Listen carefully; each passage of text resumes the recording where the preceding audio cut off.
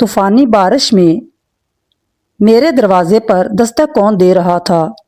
मेरा नाम आयशा है और आज मैं आपको जो वाक़या सुनाने जा रही हूँ, इसके बाद मैंने एक बात हमेशा के लिए मान ली है। रात के वक़्त अगर आपके दरवाजे पर दस्तक हो तो ज़रूरी नहीं कि बाहर खड़ा शख्स मदद के लिए आया हो। कभी कभी दरवाजे के बाहर वो होता है जिसे अंदर आने की ज़रूरत नहीं होती। ये वाक़या तकरीबन 3 साल पुराना है, जब मेरी शादी हुई को चंद माह थे और मैं अपने शौहर के साथ एक छोटे से गांव में रहती थी। हमारा घर गांव के आखिरी सिरे पर था। घर के एक तरफ खेत तो दूसरी तरफ पुराना कब्रिस्तान था। दिन के वक्त वो जगह बिल्कुल आम सी लगती थी, लेकिन रात होते ही वहाँ अजीब सा सन्नाटा छा जाता था, खास तौर पर बारिश की रातों में। मेरे ससुराल में एक बात सबको मालूम थी, लेकिन शुरू में किसी ने मुझे नहीं बताई। मेरी सास मुझे सिर्फ एक नसीहत करती थी, आयशा, रात को अगर दरवाजे पर दस्तक हो तो दरवाज़ा मत खोलना। मैं हंस कर कहती, अम्मी, अगर वाकई कोई ज़रूरतमंद हुआ तो? वो मुझे देख कर कहती, पहले आवाज़ पहचानना, फिर फैसला करना। मुझे इनकी बात अजीब लगती थी। मैं सोचती थी शायद गांव की कोई पुरानी रवायात होगी। फिर एक रात इनकी नसीहत की मुझे असल वजह समझ में आ गई। मेरी सास अपनी बेटी के यहाँ गई हुई थी। वो जुलाई की रात थी। शाम से ही आसमान पर काले बादल छाए हुए थे। रात तकरीबन 10:30 बजे लाइट चली गई। कुछ देर बाद बारिश शुरू हुई। बारिश में हल्की थी, लेकिन देखते ही देखते इतनी तेज हो गई कि घर की छत पर बारिश का शोर कानों को चीरने लगा। इतनी तेज थी कि खिड़कियां बार बार हिल रही थी। फहद सो चुके थे। मैं बिस्तर पर लेटी बारिश की आवाज़ सुन रही थी। मुझे न जाने क्यों इस रात अजीब सी घबराहट हो रही थी। मैंने कई बार मोबाइल देखा। रात के तकरीबन 12 बज रहे थे। इसी वक्त आवाज़ आई, ठक ठक ठक। मैं सीधी होकर बैठ गई। कुछ लम्हे मैंने सांस रोक कर सुना, फिर खामोशी। मैंने सोचा शायद कोई लकड़ी के दरवाजे से चीज़ टकराई होगी। मैं दोबारा लेट गई। तकरीबन 1 मिनट बाद फिर ठक ठक ठक। इस बार आवाज़ बिल्कुल वाज़िया थी। कोई हमारे दरवाजे पर दस्तक दे रहा था। मैंने फहद को जगाया। फहद उठे। वो नींद में बोले, क्या हुआ? मैंने कहा, दरवाजे पर कोई है। उन्होंने चंद सेकंड बाद मेरी तरफ देखा और बोले, इस बारिश में इसी लम्हे दोबारा दस्तक हुई, ठक ठक ठक। फहद उठकर बैठ गए और खामोश हो गए। फिर बोले, कौन होगा? मैंने कहा, पता नहीं। वो दरवाजे की तरफ जाने लगे तो मैंने इनका हाथ पकड़ लिया। अम्मी ने मना किया था ना। फिर उन्होंने दरवाजे से कुछ फासले पर खड़े होकर बुलंद आवाज में पूछा, कौन है? बाहर से कोई जवाब नहीं आया। हम दोनों ने एक दूसरे को देखा। फिर बाहर से एक औरत की आवाज़ आई, बेटा, दरवाज़ा खोल दो। मेरे जिस्म में सर्द लहर दौड़ गई। ये आवाज़ तो मेरी सास की थी। मैंने फौरन फहद को देखा। इनके चेहरे का रंग भी उड़ चुका था। फहद ने मोबाइल उठाया और अपनी माँ को फ़ोन किया। फ़ोन बंद था। उन्होंने दोबारा फ़ोन किया। फिर वही आवाज़। अचानक बाहर से आई, बेटा, फ़ोन क्यों कर रहे हो? मैं बाहर हूँ।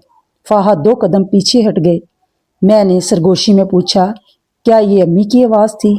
उन्होंने जवाब दिया, नहीं, बस दरवाजे को देखते रहे। फिर बाहर से आवाज़ आई, फहद, दरवाज़ा खोलो। इस बार वो नाम ऐसे पुकारा गया जैसे वाकई इनकी माँ हो। फहद ने आहिस्ता से कहा, ये अम्मी नहीं है। मैंने पूछा, आपको कैसे पता? उन्होंने कहा, अम्मी मुझे इस नाम से नहीं बुलाती जो अभी इसने लिया। मेरा दिल जोर से धड़कने लगा। हम दोनों खामोश हो गए। कुछ देर बाद दस्तक बंद हो गई। मैंने सोचा शायद वो चली गई है, लेकिन फिर खिड़की पर जोर से किसी ने हाथ मारा। धड़म। मैं चीख पड़ी। फहद ने फौरन पर्दे की तरफ देखा। वो खिड़की के करीब गए, लेकिन पर्दा नहीं हटाया। फिर बाहर से आवाज़ आई, आयशा। मैं साकत रह गई। वो मुझे भी जानती थी। मैंने फहद का हाथ पकड़ लिया। बाहर से आवाज़ आई, आयशा, मुझे अंदर आने दो। इस बार आवाज़ बहुत करीब थी। ایسا لگا جیسے وہ عورت کھڑکی سے اپنا منہ لگا کر بول رہی ہو۔ فہد نے مجھے کمرے میں جانے کو کہا۔ ہم دونوں نے دروازہ بند کر لیا۔ پوری رات نہیں سوئے، کبھی دروازہ، کبھی کھڑکی پر، کبھی گھر کے پچھلے حصے میں کسی کے چلنے کی آواز آتی رہی۔ لیکن عجیب بات یہ تھی، جب بھی ہم کھڑکی سے باہر دیکھنے کی کوشش کرتے کچھ نہ ہوتا۔ صبح تقریباً 5 بجے بارش رک گئی، آسمان پر ہلکی روشنی ظاہر ہوئی۔ فہد نے دروازہ کھولا، میں بھی ان کے پیچھے کھڑی تھی۔ دروازے کے باہر کوئی نہیں تھا، لیکن کیچڑ میں ننگے پاؤں کے قدموں کے نشان تھے۔ وہ نشان ہمارے دروازے سے شروع ہوئے، وہ گھر کے پچھلے حصے آئے، پھر دروازے تک پہنچے اور وہاں رکے۔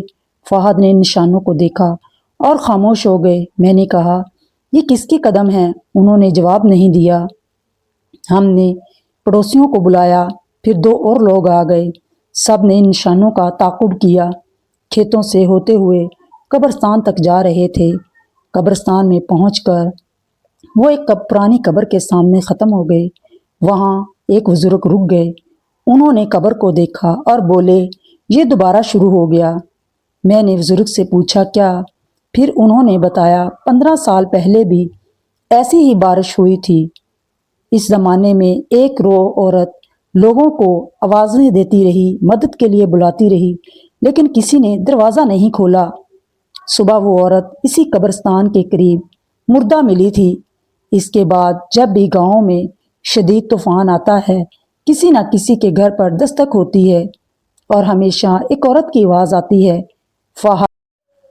فہد نے فوراً پوچھا، اس عورت کا نام کیا تھا؟ بزرگ نے ہماری طرف دیکھا، پھر آہستہ سے کہا، زینب۔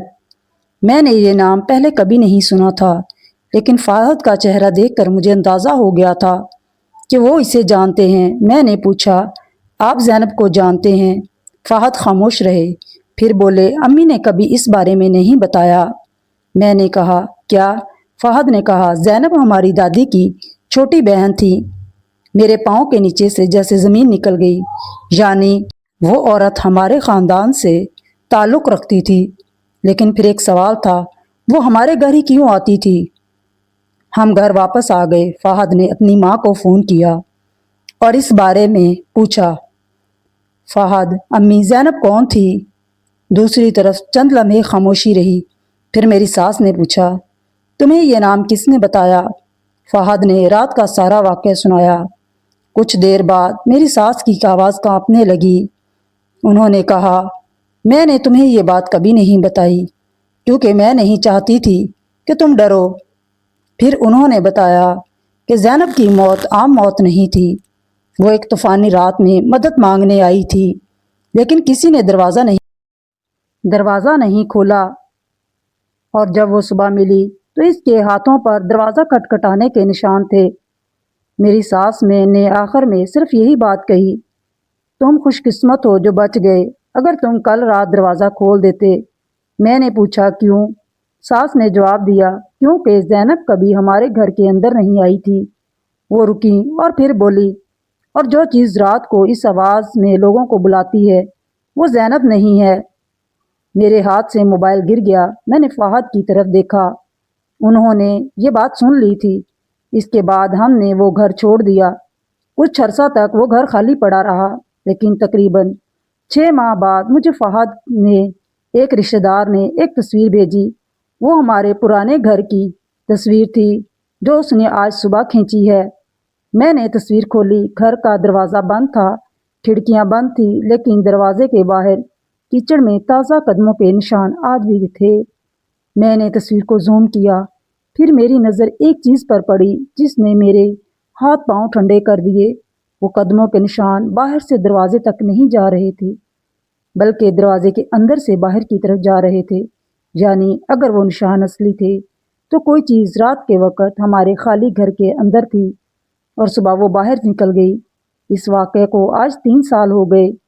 ہم اس گھر میں دوبارہ کبھی نہیں گئے، لیکن آج بھی جب کہیں رات کے وقت دستک ہوتی ہے تو میرے دل میں وہی آواز گونجتی ہے، عائشہ دروازہ کھول دو۔ اور میں ہمیشہ ایک بات سوچتی ہوں، اگر میں اس رات دروازہ کھول دیتی تو شاید آپ کو یہ سنانے کے لیے زندہ نہ ہوتی۔ اسی لیے میں کہتی ہوں کبھی بھی کسی سنی سنائی بات کو نظر انداز مت کرو، بلکہ سوچو سمجھو، شاید وہ بات سچ ہو۔ کسی بھی بات کو مذاق میں نہیں لینا چاہیے۔